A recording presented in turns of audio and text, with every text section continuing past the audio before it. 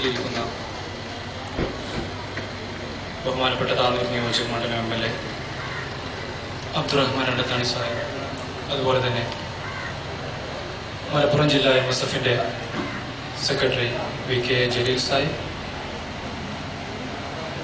Niyas Ponmunda, KV Moideenkutty Sahib, Ayyampally Bava Haji, Thiruvayil Mansoor തുടങ്ങി Muslim ലീഗിൻ്റെയും youth ലീഗിൻ്റെയും MSFന്റെയും നേതാക്കന്മാരെ, നല്ലവരായ നാട്ടുകാരെ, അസ്സലാമു അലൈക്കും. ഈ കഴിഞ്ഞ SSLC, +2, അതുപോലെ തന്നെ മദ്രസയിലെ പൊതുപരീക്ഷ എന്നിവയിൽ നമ്മുടെ പ്രദേശത്തു നിന്നും ഉന്നത വിജയം നേടിയ വിദ്യാർത്ഥികളെ അനുമോദിക്കാൻ വേണ്ടി അരീക്കാട് യൂണിറ്റ് MSFും യൂത്ത് ലീഗും സംയുക്തമായി സംഘടിപ്പിക്കുന്ന പ്രോഗ്രാമിലാണ് നമ്മൾ ഒരുമിച്ച് കൂടിയിട്ടുള്ളത്. നമുക്കറിയാം, നമ്മുടെ പ്രദേശത്ത് വർഷങ്ങളായിട്ട് MSFും യൂത്ത് ലീഗും നടത്തിക്കൊണ്ടുപോകുന്ന ഒരു പ്രോഗ്രാമാണ് മത്സര പരീക്ഷകളിൽ ഉന്നത വിജയം നേടി നമ്മുടെ പ്രദേശത്തിന്റെ യശസ് ഉയർത്തിയ വിദ്യാർത്ഥികളെ അനുമോദിക്കല്. MSF ഇത്രയും ഇതുപോലെ ഒരു പ്രോഗ്രാമുമായി മുമ്പോട്ട് വരുമ്പോൾ തീർച്ചയായും MSFനറിയാം അത് MSF ചെയ്യേണ്ട ഒരു പ്രോഗ്രാമാണ്. കാരണം നമുക്കറിയാം, നമ്മുടെ പ്രദേശത്ത്, നമ്മുടെ നാടുകളിൽ തന്നെ വിദ്യാർത്ഥികൾക്ക് എന്ന പേരിൽ തന്നെ ഒട്ടനവധി വിദ്യാർത്ഥി സംഘടനകൾ ഇവിടെ പ്രവർത്തിക്കുന്നുണ്ട്. സമരങ്ങൾക്ക് വേണ്ടി സമരം ചെയ്യുന്ന പല വിദ്യാർത്ഥി സംഘടനകളും നമുക്ക് നമ്മുടെ ഈ കൊച്ചു കേരളത്തിൽ കാണാൻ സാധിക്കും. അതിനെല്ലാം വ്യത്യസ്തമായിക്കൊണ്ട് പഠിക്കുക പഠിക്കുക വീണ്ടും പഠിക്കുക എന്ന നമ്മുടെയൊക്കെ പ്രിയങ്കരനായ നേതാവ് CH മുഹമ്മദ് കോയ സാഹിബിന്റെ വാക്കുകൾക്ക് ഊന്നൽ നൽകിക്കൊണ്ട് MSF മുന്നോട്ട് പോവുകയാണ്. നമുക്കറിയാം, ഇന്ന് SSLC, +2 പോലത്തെ മത്സര പരീക്ഷകളിൽ നമ്മുടെ പ്രദേശത്തു നിന്നും, പ്രത്യേകിച്ച് നമ്മുടെ മലബാർ മേഖലകളിൽ നിന്ന് ഉന്നത വിജയം നേടുന്ന വിദ്യാർത്ഥികളുടെ എണ്ണം ഓരോ വർഷം കഴിയുന്തോറും അധികരിച്ചുകൊണ്ടിരിക്കുകയാണ്. ഇതിന്റെ എല്ലാം ഒരു ക്രെഡിറ്റ് തീർച്ചയായും അവകാശപ്പെടാൻ MSFന് കഴിയും. കാരണം നമുക്കറിയാം, നമ്മുടെ മലബാർ പ്രദേശം വിദ്യാഭ്യാസപരമായും മറ്റും തന്നെ ഒരുപാട് പിന്നോക്കം നിൽക്കുന്ന ഒരു പ്രദേശമാണ് മലബാർ പ്രദേശം. ഈ മലബാറിനെ വിദ്യാഭ്യാസപരമായും മറ്റു പല മേഖലകളിലും ഉയർത്തിക്കൊണ്ടുവരുന്നതിൽ മുസ്ലിം വിദ്യാർത്ഥി ഫെഡറേഷനും അതിന്റെ മാതൃസംഘടനകളും അതിന്റെ പൂർവ്വസൂരികളായ നേതാക്കന്മാരും വഹിച്ച പങ്ക് വളരെ വലുതാണ്. എന്തായിരുന്നാലും ഈ പ്രോഗ്രാമിലേക്ക് നിങ്ങളെല്ലാവരെയും സ്വാഗതം ചെയ്യുക എന്നുള്ളതാണ് എന്റെ കർത്തവ്യം. ആദ്യമായി ഈ പ്രോഗ്രാമിന്റെ ഉദ്ഘാടന കർമ്മം നിർവഹിക്കുന്ന ബഹുമാനപ്പെട്ട MLA അബ്ദുറഹ്മാൻ അണ്ടത്താണി സാഹിബിനെ നിങ്ങൾക്ക് എല്ലാവർക്കും വേണ്ടി ഈ പ്രോഗ്രാമിലേക്ക് ഞാൻ സ്വാഗതം ചെയ്യുന്നു. അതുപോലെ തന്നെ മുഖ്യപ്രഭാഷണം നടത്താൻ വേണ്ടി ഇവിടെ എത്തിച്ചേർത്തിട്ടുള്ള മലപ്പുറം ജില്ലാ MSFന്റെ സെക്രട്ടറി VK ജലീൽ സാഹിബ്, പഞ്ചായത്ത് ലീഗിന്റെ വൈസ് പ്രസിഡന്റ് അയ്യമ്പള്ളി ബാവ ഹാജി സാഹിബ്, മണ്ഡലം MSFന്റെ president Niyas Ponmunda, panchayat youth league secretary Thiruvayil Mansoor തുടങ്ങി പ്രബുദ്ധരായ എല്ലാ നേതാക്കളെയും, അതിനേക്കാളുപരി ഉന്നത വിജയം കരസ്ഥമാക്കി ഞങ്ങളുടെ എളിയ ഉപഹാരം സ്വീകരിക്കാൻ വേണ്ടി ഇവിടെ എത്തിച്ചേർന്നിട്ടുള്ള എന്റെ വിദ്യാർത്ഥി സുഹൃത്തുക്കളെയും നല്ലവരായ നാട്ടുകാരെയും ഈ പ്രോഗ്രാമിലേക്ക് സ്വാഗതം ചെയ്തുകൊണ്ട് അധ്യക്ഷ സ്ഥാനത്തേക്ക് KV ഖാലിദ് സാഹിബിനെ ക്ഷണിച്ചുകൊണ്ട് നിർത്തുന്നു. അസ്സലാമു അലൈക്കും. ഈ അവാർഡ് ദാനമാണ്. അതിനുവേണ്ടി ഈ കഴിഞ്ഞ SSLC പരീക്ഷയിൽ എല്ലാ വിഷയത്തിലെയും A+ കരസ്ഥമാക്കിയ ഫാത്തിമ ഷാഹിലാൻ കുട്ടിയെ ക്ഷണിക്കുള്ളൂ. അത് നൽകുന്നതിന് വേണ്ടി ബഹുമാനപ്പെട്ട MLA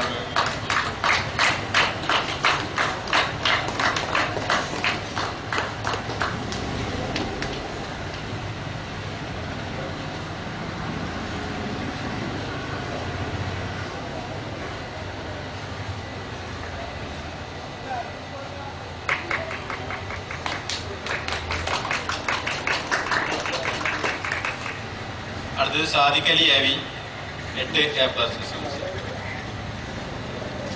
സാദിഖലി.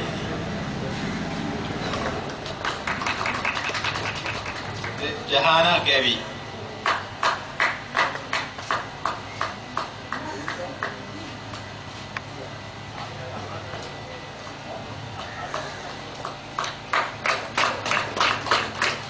അടുത്ത് മുർഷിദ M. മുർഷിദ +2 ആണ്.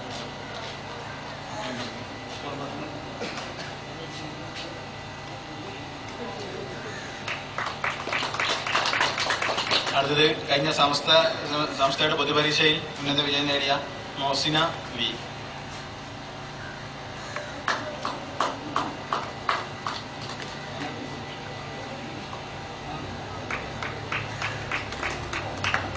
ഇനി ഉദ്ഘാടനം ചെയ്ത് പ്രസംഗിക്കുന്നതിന് വേണ്ടി ബഹുമാനപ്പെട്ട MLA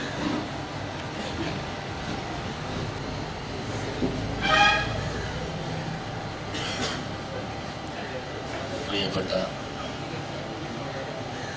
അധ്യക്ഷൻ KV ഖാലിദ്, വേദിയിലുള്ള MSFന്റെ ജില്ലാ സെക്രട്ടറി ജലീൽ,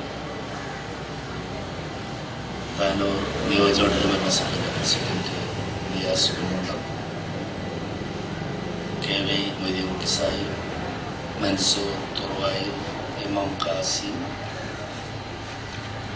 പ്രിയങ്കരനായ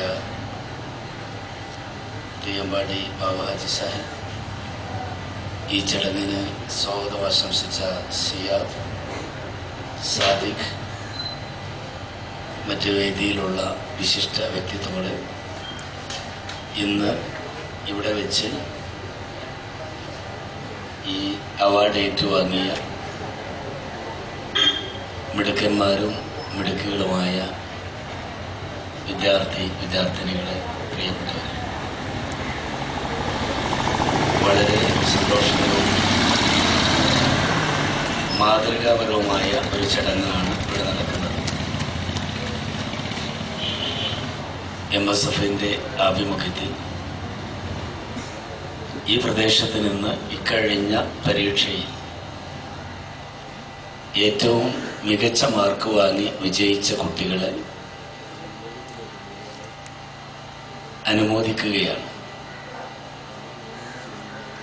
കേരളത്തിലെ മറ്റേത് വിദ്യാർത്ഥി സംഘടനകളിൽ നിന്നും വിഭിന്നമായി ഇതുപോലെയുള്ള ഒരു ദൗത്യം MSFും അതിൻ്റെ മാതൃസംഘടനയും കേരളത്തിലുടനീളം നിർവഹിച്ചുകൊണ്ടിരിക്കുകയാണ്. നമ്മുടെ കൂട്ടത്തിൽ നിന്ന് ഒരു കുട്ടി ഒരു മികച്ച വിജയം കരസ്ഥമാകുമ്പോഴേക്കും എന്തുകൊണ്ടാണ് അവരെ നാം ബഹുമാനിക്കുന്നത് എന്നത് ചിലർക്കൊക്കെ ഇപ്പോഴും മനസ്സിലാകാത്ത ഒരു കാര്യമാണ്. ഇതിലൊക്കെ എന്ത് കാര്യം എന്നാണ് പലരും ചോദിക്കാറുള്ളത്. ഒരുപക്ഷെ നമ്മുടെ നാടിൻ്റെ കഴിഞ്ഞകാല ചരിത്രം നമ്മൾ വിസ്മരിക്കുകയാണ്. ചരിത്രത്തെക്കുറിച്ചുള്ള അവബോധമാണ് ഒരു ജനതയുടെ മുന്നോട്ടുള്ള പ്രയാണത്തിന് നിദാനം എന്നാണ് പറയാറുള്ളത്. ലോകത്ത് ചരിത്രമില്ലാതെ ഒരു സമൂഹത്തിന് മുന്നോട്ട് പോകാൻ സാധിച്ചിട്ടില്ല. ഖുർആൻ ആരംഭിക്കുന്നത് പ്രവാചകന്റെ കാലഘട്ടം പറഞ്ഞുകൊണ്ടല്ല, ആദം നബി അലൈഹിസ്സലാം തൊട്ട് മനുഷ്യോത്പത്തിയുടെ ചരിത്രം പറഞ്ഞുകൊണ്ടാണ് ഖുർആൻ നമ്മെ ബോധ്യപ്പെടുത്തുന്നത്. ബൈബിൾ ആരംഭിക്കുന്നത് യേശുവിന്റെ കാലഘട്ടത്തെ കുറിച്ച് പറഞ്ഞുകൊണ്ടല്ല, ആദമിന്റെയും അബ്രഹാമിന്റെയും മോസസിന്റെയും ഒക്കെ ചരിത്രം ലോകത്തോട് പറയുകയാണ്. കാരണം ഇന്നലെ നമ്മൾ ആരായിരുന്നു എന്നറിഞ്ഞാൽ ഇന്ന് മുന്നോട്ട് പോകാനാവുകയുള്ളൂ. ഒരുപക്ഷെ ഇന്ന് ജയിച്ചു വന്ന ഈ കുട്ടികൾക്കറിയില്ല ഇന്നലെ നമ്മൾ ആരായിരുന്നു. ഇന്നലെ നമ്മൾ ഇങ്ങനെ മാർക്ക് വാങ്ങുന്നവരായിരുന്നില്ല. ഒരുപക്ഷെ കേരളത്തിൽ അക്ഷരങ്ങൾ കൂട്ടിവായിക്കാൻ അറിയുന്നവർ പരിമിതമായിരുന്നു. നാം പഴയ കാലഘട്ടത്തിൽ ബ്രിട്ടീഷുകാർക്കെതിരെ പൊരുതിയവരാണ്. ഇന്ന് പലരും ആ ചരിത്രം മറന്നിട്ടുണ്ടാകും. രാജ്യം സ്വാതന്ത്ര്യം കിട്ടുന്നത് വരെ നമ്മൾ വെള്ളക്കാരോട് യുദ്ധം ചെയ്തവരാണ്. വെള്ളക്കാരന്റെ ഭാഷ നിഷിദ്ധമാണെന്ന് പ്രഖ്യാപിച്ചവരാണ്. വായ്മൊഴിയായി മലയാളവും വരമൊഴിയായി അറബിയും അറബി മലയാളം എന്നൊരു ഭാഷ ഉണ്ടാക്കിയവരാണ്. നമുക്കന്ന് ഭൗതിക വിദ്യാഭ്യാസം ഉണ്ടായിരുന്നില്ല. എന്നാൽ ആ കാലഘട്ടത്തിൽ വലിയ വിദ്യാഭ്യാസം നേടിയവരായിരുന്നു തിരുവിതാംകൂറുകാര്. കൊച്ചിക്കപ്പുറത്തേക്ക് എല്ലാവരും നല്ല വിദ്യാഭ്യാസമുള്ളവരായിരുന്നു. കാരണം 100 കൊല്ലം മുമ്പാണ് അവിടെ സർവകലാശാല ഉണ്ടാക്കിയത്, യൂണിവേഴ്സിറ്റി. 100 കൊല്ലം മുമ്പാണ് പെൺകുട്ടികൾക്ക് കോളേജ് ഉണ്ടാക്കിയത് തിരുവിതാംകൂർ മഹാരാജാവ്. നമ്മൾ അന്ന് വെള്ളക്കാർക്കെതിരെ യുദ്ധം ചെയ്യുകയാണ്. മാപ്പിള പോരാളികൾ ഒളിപ്പോരാളികളായി ബ്രിട്ടീഷുകാരെ നേരിടുകയാണ്. രാജ്യ സ്വാതന്ത്ര്യം കിട്ടിയപ്പോഴും നമ്മൾ രക്ഷപ്പെട്ടില്ല. 1947 സ്വാതന്ത്ര്യം കിട്ടിയെങ്കിലും 1956 വരെ നമ്മൾ മദ്രാസ് സ്റ്റേറ്റിന്റെ ഭാഗമാണ്, മലബാർ ജില്ല. 47 സ്വാതന്ത്ര്യം കിട്ടിയതിനു ശേഷം 48 ആദ്യത്തെ കോളേജ് ഉണ്ടാക്കുന്നത് മുസ്ലിം ലീഗ് നേതാക്കന്മാരാണ്. ഫാറൂഖ് കോളേജ്. ലീഗിന്റെ മെമ്പർഷിപ്പിന്റെ തുക വിറ്റുകൊണ്ടാണ് കോളേജിന് സ്ഥലം വാങ്ങുന്നത്. എന്ന് മാത്രമല്ല, ഇന്ത്യയിൽ ആദ്യമായി മുസ്ലിങ്ങൾക്ക് ഒരു കോളേജ് പണിയുന്നതും സർ സയ്യിദ് അഹമ്മദ് ഖാനാണ്, അലിഗഡ് മുസ്ലിം യൂണിവേഴ്സിറ്റി. ആ സർ സയ്യിദ് അഹമ്മദ് ഖാൻ ഉണ്ടാക്കിയ അലിഗഡ് മുസ്ലിം എഡ്യൂക്കേഷണൽ മൂവ്മെന്റ് ആണ് പിന്നീട് മുസ്ലിം ലീഗായി മാറുന്നത്. അവ ഇന്ത്യയിൽ ആദ്യത്തെ കോളേജ് പണിതത്, കേരളത്തിൽ ആദ്യത്തെ കോളേജ് പണിതത്, ആ യൂണിവേഴ്സിറ്റി പണിതത്, ആ ദൗത്യമൊക്കെ നമ്മൾ നിർവഹിക്കുകയാണ് മുസ്ലിങ്ങൾക്ക് വേണ്ടി, മറ്റു സമുദായങ്ങൾക്കുണ്ട്. പക്ഷെ ഇന്നത്തെ സ്ഥിതി എന്താണ്? ഈ കഴിഞ്ഞ മെഡിക്കൽ എഞ്ചിനീയറിംഗ് എൻട്രൻസ് എക്സാമിനേഷന്റെ റാങ്ക് ലിസ്റ്റ് പുറത്തു വന്നപ്പോ ആദ്യത്തെ 1154 പേര് മലപ്പുറത്തുകാരാണ്, 150 പേര് കോഴിക്കോട്ടുകാരാണ്. എന്തേ ഇങ്ങനെ ഒരു സാഹചര്യം ഉണ്ടായത്? എന്റെ സഹോദരി ഇവിടെ വാങ്ങിച്ചത് 100-ൽ 10 എല്ലാ വിഷയത്തിലും +1 വാങ്ങിച്ചൊരു കുട്ടി, A+ വാങ്ങിച്ചൊരു കുട്ടിക്ക് ഇവിടെ അവാർഡ് കൊടുത്തു. ഈ മികച്ച വിജയം കേരളത്തിൽ ഒരുപാട് കുട്ടികൾക്ക് നേടാനായി. ഇങ്ങനെ ഒരു നേട്ടം ഉണ്ടാക്കിയത് എങ്ങനെയാണ്? 100 കൊല്ലം കഴിഞ്ഞ് തിരുവിതാംകൂറുകാര് 100 കൊല്ലം കഴിഞ്ഞ് വിദ്യാഭ്യാസ പ്രവർത്തനം തുടങ്ങിയതിന് ശേഷം 100 കൊല്ലം കഴിഞ്ഞ് വിദ്യാഭ്യാസ പ്രവർത്തനം ആരംഭിച്ച മലബാറുകാരൻ എങ്ങനെയാണ് ഇന്ന് തിരുവിതാംകൂറുകാരന്റെ മുന്നിലെത്തിയത്? ആ മുന്നിലെത്തിയതിന്റെ പിന്നിലാണ് MSFന്റെയും മുസ്ലിം ലീഗിന്റെയും ഒക്കെ പങ്ക് ബോധ്യമാകുന്നത്. അതുകൊണ്ടാണ് ഞങ്ങൾ ഈ അവാർഡ് കൊടുക്കുന്നത്. കാരണം ഈ കുട്ടികൾ ഇങ്ങനെ പഠിച്ച് വളരണമെന്ന് ആഗ്രഹിച്ചിരുന്നു. അവരൊക്കെ ഒരുപാട് പാടുപെട്ടു. കേരളത്തിൽ ഏറ്റവും കൂടുതൽ കാലം വിദ്യാഭ്യാസ വകുപ്പ് കൈകാര്യം ചെയ്തത് മുസ്ലിം ലീഗാണ്. കേരളത്തിന്റെ വിദ്യാഭ്യാസ രംഗത്ത് ഏതെങ്കിലും ബുദ്ധിപരമായ മാറ്റമുണ്ടായിട്ടുണ്ടെങ്കിൽ അമൃതസെന്നിനെ പോലെയുള്ള വലിയ ആളുകൾ പറയുന്നത്, നോബൽ സമ്മാന ജേതാവ് അമൃതസെൻ പറയുന്നത്, കേരളത്തിന്റെ വളർച്ചയുടെ നിദാനം എഡ്യൂക്കേഷനാണ്, കേരളത്തിന്റെ വളർച്ചയുടെ നിദാനം വിദ്യാഭ്യാസമാണെന്ന് അമൃതസെൻ പറയുന്നുവെങ്കിൽ ആ വിദ്യാഭ്യാസ വകുപ്പ് സ്വാതന്ത്ര്യത്തിന് ശേഷം ഏറ്റവും കൂടുതൽ കൈകാര്യം ചെയ്ത പാർട്ടിക്ക് അവകാശപ്പെട്ടതാണ് ആ റെക്കോർഡ്. കാരണം അതൊരു വളരെ പാടുപെട്ട ഒന്നാണ്. അതത് കാലഘട്ടങ്ങളിൽ ചെയ്യേണ്ടത് ചെയ്തു. കോഴിക്കോട് യൂണിവേഴ്സിറ്റി വേണം എന്ന കാലഘട്ടത്തിൽ നമ്മൾ യൂണിവേഴ്സിറ്റി ഉണ്ടാക്കി. സ്കൂളുകൾ തുടങ്ങേണ്ട കാലത്ത് സ്കൂൾ തുടങ്ങി. കേരളത്തിലെ ജനങ്ങൾക്ക് ഇനി ആവശ്യം വിദേശ രാഷ്ട്രങ്ങളിലും മറ്റും ബന്ധപ്പെടണമെങ്കിൽ അവർക്ക് മറ്റു രാജ്യങ്ങളുടെ ഭാഷയാണ് ആവശ്യമെന്ന് തോന്നിയപ്പോൾ നമ്മൾ അത് മനസ്സിലാക്കിക്കൊണ്ട് തന്നെ ഒരു ഫോറിൻ ലാംഗ്വേജ് യൂണിവേഴ്സിറ്റി മലപ്പുറത്ത് തുടങ്ങി. മാതൃഭാഷയ്ക്ക് പ്രാമുഖ്യം വരുന്നു, ശ്രേഷ്ഠ ഭാഷയായി മലയാളം മാറുന്നു എന്നറിയുമ്പോൾ നമ്മൾ മലയാളം യൂണിവേഴ്സിറ്റി തുടങ്ങി. ഇങ്ങനെ ഓരോ ഘട്ടത്തിലും സമയബന്ധിതമായി ഒരു നാടിന്റെ വളർച്ചയ്ക്ക് വേണ്ടി എത്തിച്ചു. ഇനി അറിയേണ്ടതോ, ഇനി നമ്മൾ ആരുമല്ല ഇതിന് ഉത്തരവാദി എന്ന് പറഞ്ഞാലോ ഞാൻ അംഗീകരിക്കാം. മറ്റ് ഏത് രാഷ്ട്രീയ പാർട്ടികൾ അവകാശവാദം ഉന്നയിക്കട്ടെ. അങ്ങനെയാണെങ്കിൽ ഇന്ത്യയിൽ മുസ്ലിങ്ങൾ ഏറ്റവും കൂടുതൽ വിദ്യാഭ്യാസപരമായി പിന്നോക്കം നിൽക്കുന്ന സ്റ്റേറ്റ് ഏതാണ്? പശ്ചിമ ബംഗാളാണല്ലോ. ബംഗാളിൽ 30 കൊല്ലം തുടർച്ചയായി ഭരിച്ചവരാരാണ് എന്ന് നിങ്ങൾക്കറിയാം. ലീഗുകാരല്ല. 30 കൊല്ലം ബംഗാൾ ഭരിച്ചവരാരാണ്? ഇപ്പോഴാണല്ലോ മമതാ ബാനർജി വന്നത്. അപ്പൊ മുസ്ലിങ്ങൾക്ക് എന്നിട്ടും മുസ്ലിങ്ങൾ പട്ടികവർഗത്തിന്റെ പിന്നിലാണ്. അപ്പൊ അതിന്റെ അർത്ഥം എന്താണ്? ആദിവാസിയുടെ പിന്നിലാണ് മുസ്ലിങ്ങൾ നിൽക്കുന്നത്. ഇപ്പോഴും ബംഗാളിലെ മുസ്ലിങ്ങൾ ഇപ്പോഴും ആദിവാസിയുടെ പിന്നിലാണ്.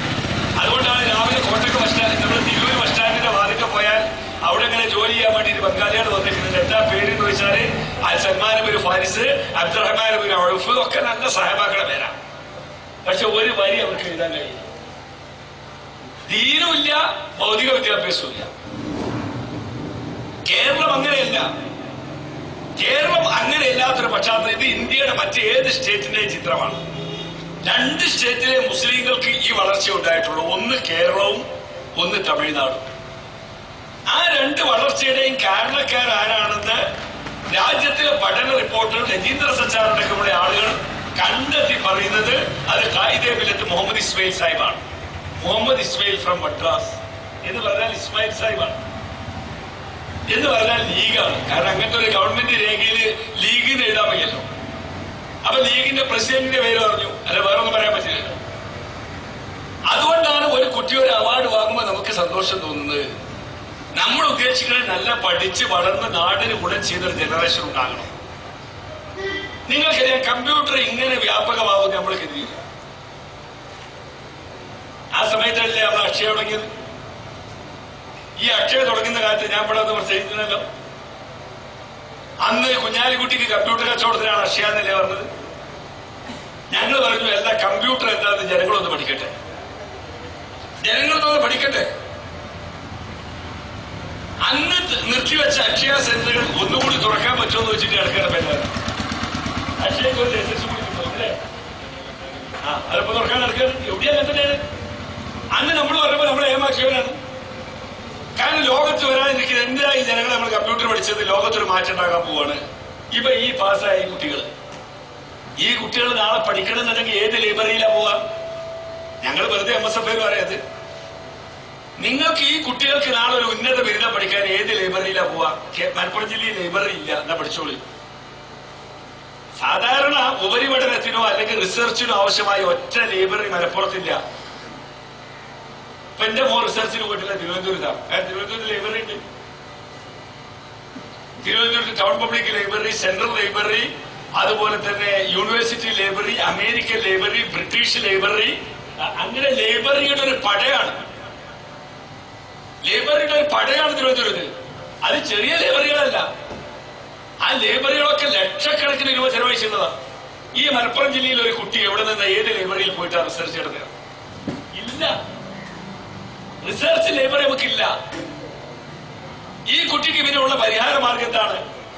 എന്റെ അടുക്കൽ ഒരിക്കൽ ഇപ്പൊ സത്യത്തിൽ അക്ഷയ എന്ന് പറയുന്ന ഒരു ബീജം എന്റെ തലയിൽ നിന്നുണ്ടായതാണ്. അതാണ് പിന്നെ കുഞ്ഞാലിക്കുട്ടി സാഹിബ് ഒരു പ്രൊജക്ട് ആക്കി മാറ്റിയത്. അതിന്റെ കാരണക്കാര് മാറാക്കര പഞ്ചായത്തില് പഠിക്കുന്ന കാലിക്കറ്റ് യൂണിവേഴ്സിറ്റിയിലെ വെസ്റ്റേഷൻ സ്റ്റഡീസിൽ പഠിക്കുന്ന ഒരു പെൺകുട്ടിയാണ്. ആ കുട്ടി എന്റെ അടുക്കൽ വന്നിട്ട് പറഞ്ഞു, എനിക്ക് പെട്രോളിയം ക്രൈസിസിനെ കുറിച്ച് കുറച്ച് ആർട്ടിക്കിൾ വേണം. ഞാൻ ചോദിച്ചു, കുട്ടി എവിടെ നിന്നാ പെട്രോളിയം ക്രൈസിസ് കിട്ടുക? അവസാനം ഞാൻ ആലോചിച്ചിട്ട് പറഞ്ഞു, കുട്ടി എവിടെയെങ്കിലും ഇന്റർനെറ്റ് ഉള്ള സ്ഥലത്ത് പോയി അവിടെ പോയിട്ട് ഒന്നുകിൽ OPEC, organisation of petroleum exporting countries, അല്ലെങ്കിൽ ODEPEC, ADNOC, Abu Dhabi national oil company, ഇവരുടെ 2 കൂട്ടർക്കും നല്ല സൈറ്റ് ഉണ്ട്. ആ സൈറ്റ് പോയാൽ കുട്ടിക്ക് മെറ്റീരിയൽ കിട്ടും. ഈ കുട്ടി അന്ന് രാവിലെ പോയിട്ട് വൈകുന്നേരം വരെ കോഴിക്കോട് പോയി, കോഴിക്കോട് കമ്പ്യൂട്ടർ സെന്ററിൽ ഇരുന്ന് ഇതിന്റെ പ്രിന്റ് എടുത്ത് എന്റെ അടുത്ത് വന്നിട്ട് പറഞ്ഞു, അൽഹംദുലില്ലാഹ് എല്ലാം കിട്ടിയിട്ടാ നമ്മൾക്ക് എന്താ മലപ്പുറം ജില്ലയിൽ ഇങ്ങനത്തെ ഒരു സാധനം ഇന്റർനെറ്റിന്റെ ഒരു ഓഫീസ് തുറന്നുകൂടെ? ഈ കുട്ടി ചോദിച്ചാ. സത്യത്തിൽ ഇത് നമ്മുടെ മനസ്സിനെ വേദനിപ്പിച്ച ഒരു ചോദ്യമായിരുന്നു. ആ ചോദ്യം ഒരു വലിയ ചിന്തക്ക് വഴിയൊരുക്കിയതാണ്. അങ്ങനെ ഒരുപാട്. പിന്നെ മലപ്പുറം ജില്ലയിൽ കമ്പ്യൂട്ടർ സെന്റർ തുടങ്ങാൻ ജില്ലാ പഞ്ചായത്ത് തയ്യാറായി. ആ കമ്പ്യൂട്ടർ സെന്ററുകൾ പിന്നെ എന്തുകൊണ്ട് മറ്റേ ബിരുദധാരികൾക്ക് ട്രെയിനിങ് കൊടുക്കാൻ ഉപയോഗിച്ചുകൂടാ എന്ന് ആലോചിച്ചു. അതിനുവേണ്ടി ഒരു ഡോർ ടു ഡോർ സർവേ നടത്തി. അപ്പോൾ ഏറ്റവും കൂടുതൽ ടെലിഫോൺ ഉപയോഗിക്കുന്നത് നമ്മളാണെന്ന് കണ്ടെത്തി. ആ ടെലിഫോൺ ഇനി എന്തുകൊണ്ട് ഇന്റർനെറ്റിലേക്ക് മാറ്റിക്കൂടാ എന്നുള്ള ചിന്തയാണ് PK കുഞ്ഞാലിക്കുട്ടി സാറിന്റെ തലയിൽ ഉദിച്ചപ്പോൾ അക്ഷയ എന്ന മതിയായി മാറി. ഇപ്പൊ എന്താ സംഭവിച്ചത്? ഈ കുട്ടികളൊക്കെ ഇത്തവണ എൻട്രൻസ് എക്സാമിനേഷനൊക്കെ എത്രയും കൂടുതൽ കുട്ടികൾ വിജയിക്കാൻ കാരണം നമ്മൾക്ക് കുട്ടിക്ക് ആവശ്യമുള്ള മെറ്റീരിയൽ ഇന്റർനെറ്റിൽ കിട്ടും. തന്റെ വീട്ടിൽ ഇരുന്നിട്ട് തന്റെ സൈറ്റ് ഒന്ന് ഓൺ ചെയ്താൽ തന്റെ മൊബൈൽ ഫോൺ ഒന്ന് ഞെക്കിയാൽ ആ കുട്ടിക്ക് മെറ്റീരിയൽ കിട്ടും. ആ മെറ്റീരിയൽ കിട്ടുന്ന ഉയരത്തിലേക്ക് ആ കുട്ടിയെ മാറ്റി. ഇന്റർനെറ്റ് സൗകര്യങ്ങൾ ഒരുക്കി, കമ്പ്യൂട്ടർ വിദ്യാഭ്യാസം നൽകി. അതത് കാലഘട്ടങ്ങളിൽ ഒരു ജനതയ്ക്ക് ആവശ്യമുള്ള വിദ്യാഭ്യാസം എന്താണോ ആ വിദ്യാഭ്യാസം കൊടുക്കണം. ഇവ ഫോറിൻ ലാംഗ്വേജ് യൂണിവേഴ്സിറ്റി തുടങ്ങി. എന്തിനാണ്? ലോകത്ത് ഏറ്റവും കൂടുതൽ ഒരു നിതാക്കാത്ത് വന്നപ്പോഴേക്ക് നമ്മളാണ്ട് വിറച്ചില്ലേ, ആകെ പട്ടിണിയെടുക്കുന്ന പറഞ്ഞിട്ട് സൗദി രാജാവിന്റെ അടുത്ത് ഒന്ന് പോയി തന്നെ കരിയല്ല എല്ലാവരും കൂടി നിതാക്കാത്തോ ഒന്ന് പോകണം. ഇതാ ഇത്ര ലക്ഷം വരാൻ പോകുന്നു. കാരണം നമ്മൾ വിദേശത്താ. അവിടെയുള്ള ആളുകൾ ഇനിയും വരാൻ പോവാണ്. കാരണം നമ്മളെ ആളുകൾക്ക് ഇനി അവിടെ പിടിച്ചിക്കാൻ കഴിയില്ല. കാരണം ഫിലിപ്പീൻസുകാരൊക്കെ വന്നിട്ട് പണിയെടുക്കുകയാണ്. ഇനി പിടിച്ചിക്കണമെങ്കിൽ വിദ്യാഭ്യാസമുള്ള കുട്ടികൾക്കേ പിടിച്ചിക്കാൻ പറ്റുള്ളൂ. വിദ്യാഭ്യാസമുള്ള കുട്ടിക്കാണെങ്കിൽ ഭാഷ വേണം അവന്റെ കയ്യിൽ. അവരതിന് അറബി ആണെങ്കിൽ നമ്മളെ മലയാളം യൂണിവേഴ്സിറ്റി മലയാളം ശ്രേഷ്ഠ ഭാഷ പദവി കിട്ടി എന്നൊക്കെ പറയും പോലെ അറബിക്കും അറബി ശ്രേഷ്ഠ ഭാഷ ആയിട്ടുണ്ട്. ഇംഗ്ലീഷുകാർ ഇംഗ്ലീഷ് ശ്രേഷ്ഠ ഭാഷയായി, ചൈനക്കാരുടെ ചൈനീസ് ശ്രേഷ്ഠ ഭാഷയായി. അപ്പൊ ഇനി ഇവിടുന്ന് ഈ ആൾക്കാരായിട്ട് കയറ്റി അയക്കണമെങ്കിൽ അവിടുത്തെ ശ്രേഷ്ഠ ഭാഷയും കൂടി ഈ ശ്രേഷ്ഠ ഭാഷക്കാരെ പഠിക്കണം. അത് മനസ്സിലാക്കിയിട്ട് 16 ഭാഷയ്ക്ക് വേണ്ടിയുള്ള യൂണിവേഴ്സിറ്റി തുടങ്ങിയത് മലപ്പുറത്ത്. 16 ഭാഷയ്ക്ക് വേണ്ടിയുള്ള യൂണിവേഴ്സിറ്റിയാണ് മലപ്പുറത്ത് ഗവൺമെന്റ് തുടങ്ങിയത്. English foreign language university. Kerala നിയമസഭയിലെ യൂണിവേഴ്സിറ്റി വരണമെന്ന് പറയുന്നത് വിനീതരായ ഞാനൊരു പ്രമേയം കൊണ്ടുവന്നത്. എനിക്ക് അന്ന് വെറുതെ സാധാരണ പ്രമേയം പാസ്സാകാറില്ല, അന്ന് ഐക്യകണ്ഠയിലാണ് പ്രമേയം പാസ്സായത്. നമ്മളെന്ന് വെച്ചാൽ നമ്മുടെ ഒരു നാടിനിട്ട് അങ്ങനെ ഓരോ ബുദ്ധിപരമായി ആലോചിച്ച് കാര്യങ്ങൾ ചെയ്യാൻ കഴിയണം. ഇനി അതാ ടെക്നോളജി യൂണിവേഴ്സിറ്റി വരണം. ലോകം മാറുകയാണ്. നിങ്ങളൊക്കെ റേഷൻ കാർഡിൽ എന്ത് ചെയ്തിരുന്നത്? കൃഷിക്കാരൻ, കർഷകൻ.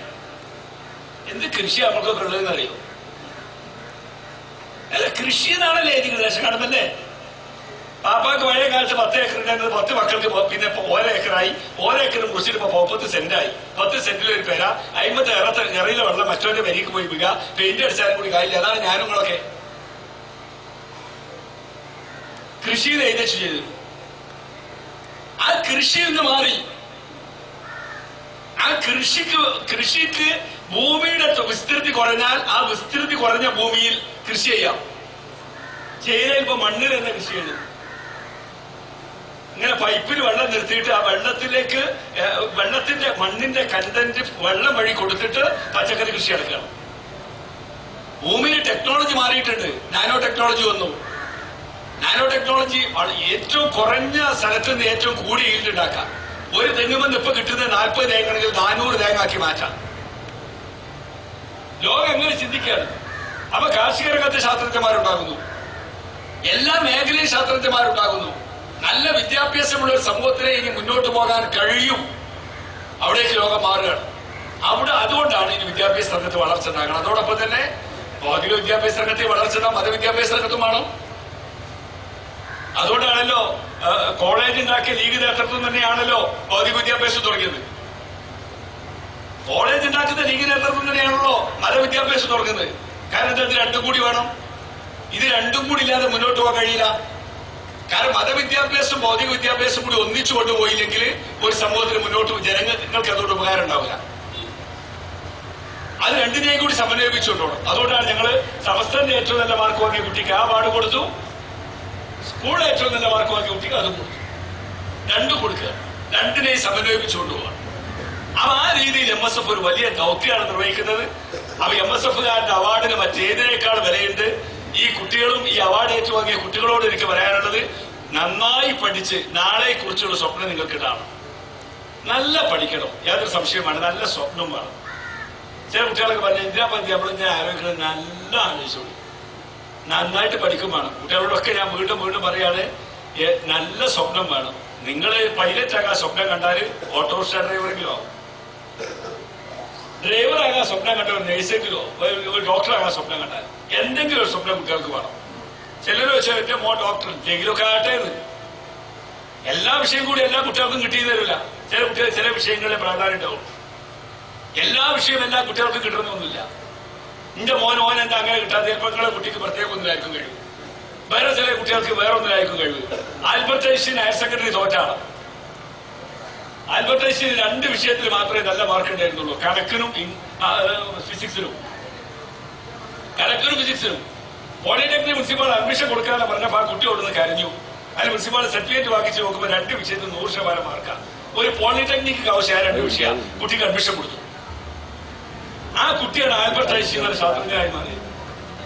അപ്പൊ ഓരോ കുട്ടിക്കും ഓരോ വിഷയത്തിന് കഴിവുണ്ടാകും. ആ കഴിവനുസരിച്ച് ആ കുട്ടികളെ പ്രോത്സാഹിപ്പിക്കണം. ആ ദൗത്യം ഭംഗിയായിട്ട് MSF-കാരെ നിർവഹിക്കുന്നുണ്ട്. MSF-ലൂടെ MSF-ന്റെ ട്രെയിനിങ് കിട്ടി വന്ന കുട്ടികള് IAS-കാർ വരെയായിട്ടുണ്ട്. എനിക്ക് അഭിമാനമുണ്ട്. ഇന്ത്യയുടെ സിവിൽ സർവീസിൽ വരെ ഇന്ന് MSF-കാരുടെ സഹായത്തോടു കൂടി പഠിച്ച കുട്ടികൾ എത്തിയിട്ടുണ്ട്. ഒരാൾ സിവിൽ സർവീസിലെത്തുമ്പോ ഒരു ഉയരങ്ങളിലെത്തുമ്പോ നമുക്കൊക്കെ ഉണ്ടാകുന്ന സന്തോഷം വളരെ വലുതാണ്. അപ്പൊ നമ്മുടെ കുട്ടികളെ ഇങ്ങനെ ഓരോ കുട്ടിയെയും പ്രോത്സാഹിപ്പിക്കണം. ഒരു കുട്ടിക്ക് ഒരു അവാർഡ് കിട്ടിയാൽ പ്രോത്സാഹിപ്പിക്കണം.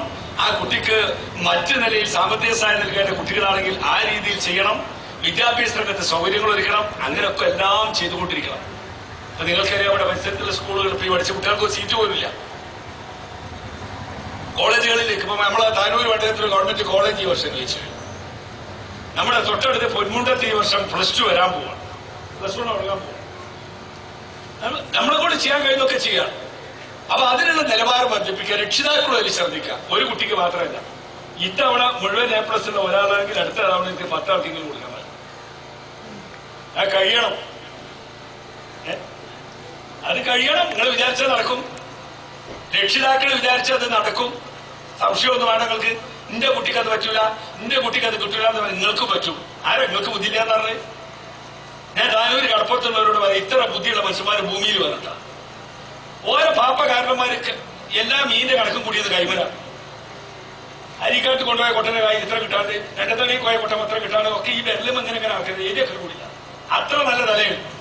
കണക്കിന് ഇത്ര വലിയ തല ഉണ്ടെങ്കിൽ വേറെ കുട്ടികളുടെ തല ഉണ്ടാവും. വലിയപ്പോൾ കീസിൽ തലയുണ്ടെങ്കിൽ. അപ്പൊ നിങ്ങളാരും അത്ര മോശക്കാരൊന്നുമല്ല. മലബാറിലെ മുസ്ലിങ്ങളുടെ സാമൂഹ്യ പിന്നോക്കാവസ്ഥ വളരെ വിശകലനമായി പഠിച്ച ആളാണ് റോളറ്റ് മില്ലർ. മില്ലർ സാഹിബ് പറഞ്ഞത്, ക്രിയേറ്റീവ് ലീഡർഷിപ്പ് ഉണ്ടെങ്കിൽ ലോകത്തിലെ ഏറ്റവും നല്ല ജനത ഇവരാണ്. ഇവർക്ക് നല്ല ലീഡർഷിപ്പ് ഉണ്ടായാൽ മതി. മുസ്ലിം ലീഗ് MSF ഒക്കെ ചെയ്യുന്നത് ആ ക്രിയേറ്റീവ് ലീഡർഷിപ്പ് സൃഷ്ടിക്കുകയാണ്. ആ ദൗത്യം ഉണ്ടായാൽ ഇപ്പൊ സിയാദ് ഇവിടെ സ്വാതപ്രസംഗം ചെയ്ത് എനിക്ക് വലിയ ഇഷ്ടമായി പോയി. ഞാൻ തുറന്നു പറയാണ്, സിയാദിനെ ഈ നല്ല നിലയിൽ സിയാദ് മുന്നോട്ട് പോകുന്നുവെങ്കിൽ നല്ല ഭാവി സിയാദിനുണ്ട്. അത് കാത്തു സൂക്ഷിക്കുക. തീർച്ചയായിട്ടും നമുക്ക് നോക്കിയാൽ അറിയാം ഓരോന്നിന്റെ ലക്ഷണം. ആ സിയാദ് പക്ഷെ എന്ത് ചെയ്യണം? വായനാശീലം ഉണ്ടാക്കണം. ആ നന്നായി കഴിവ് അള്ളാഹു നൽകുന്ന ഒരു കഴിവാണ് മനുഷ്യനെ പ്രസംഗിക്കാൻ കഴിയുക എന്നുള്ളതൊക്കെ നല്ല കഴിവാണ്. ഒരു അനുഗ്രഹീതമായ കഴിവാണ് പ്രസംഗിക്കുക എന്നുള്ളത്. ചെറിയ കഴിവൊന്നുമില്ല.